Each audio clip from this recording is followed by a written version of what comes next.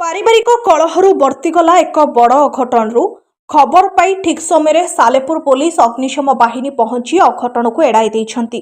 एपरि एक घटना देखिबाकु मिलिछि कटक जिला सालेपुर ब्लॉक धर्मागतपुर ग्राम रे स्वामी स्त्री पारिवारिक कलहरु स्वामी किरोसिनी ढाली आत्महत्या उद्यम करुथबा बेले स्त्री पाखरे थिबारु बंची जाइथिले स्वामी। क्रोधर बशवर्ती होई निज देहरे किरोसिनी ढाली दियासिली मारुथिबा बेले सालेपुर पुलिस खबर पाई घटनास्थल में पहुंची स्वामी को उद्धार करने सह स्त्री को मध्य थाना को आनिथिले। मेडिकल चिकित्सा करा जायथिबा सूचना मिली। काहारी किछि अघटन हेबा पूर्वरु पुलिस और अग्निशम बाहिनी पहुंची उद्धार कर देथिले।